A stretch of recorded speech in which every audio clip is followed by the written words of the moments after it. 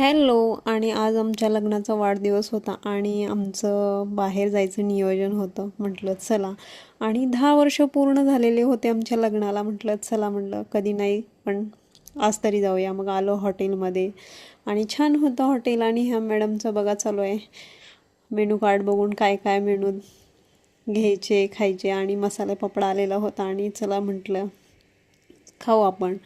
आणि घेतलं सगळ्यांनी थोडं थोडं. आणि ह्या मॅडम रुसल्या होत्या का तर पप्पा ओरडले होते म्हणून. आणि मग म्हटलं चला, म्हटलं इकडं आलेलो होतो पनीर मसाला आणि सगळ्यांना सर्व केले. चला म्हटलं, आणि हे माझं इथं काय ह्याच्यामध्ये हे पनीरचं येतच नव्हतं, असा प्रकार झालेला. आणि बऱ्याच वेळ ट्राय केलेलं मी, पण म्हटलं हारायचं नाही. चला म्हटलं, फायनली ते काट्या चमच्यामध्ये आले आणि मग गेले पोटात. पण छान होतं, पण एवढं काय मला आवडलेलं नव्हतं ते. मग थोडंफार खाल्लं त्याच्यातलं पनीर पनीर वगैरे खाल्लं. बाकीचा मसाला होता तो तसा ठेवला. आणि तिचे स्वराचे पप्पा म्हणायचे काय हिला खायचं काय माहिती आहे का नाही. आणि मग इथं आलेले आहे रोटी वगैरे आणि बऱ्याच ह्याच्यामध्ये भाज्या वेगवेगळ्या. आणि ते सिमला मिरची मोठी मोठी मी साईडला काढून ठेवलेली आहे, ही पण कशी बशी खाल्लेली आहे. 4-5 रोट्या मागवलेल्या होत्या, त्याच्यातल्या त्या संपलेल्या, एक्स्ट्रा काय घेतलेल्या नाहीत.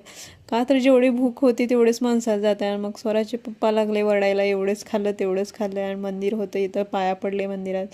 आणि इथं म्हटलं मॅडमनी शिवज्ञाला काय ते आवडलं नव्हतं, पिझ्झा घेतला आणि आईस्क्रीम वगैरे.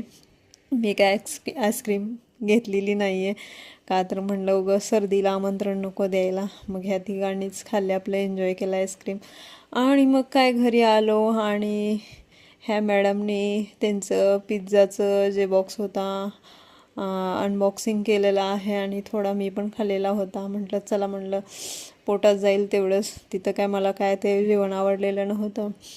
मग घेतलं सगळ्यांनी एक एक पीस. म्हणलं हिला अगोदर खाऊन राहिलेलं उरलेलं आपण खाऊ. चला मग बाय. कसा होता आमचा दिवस ते सांगा.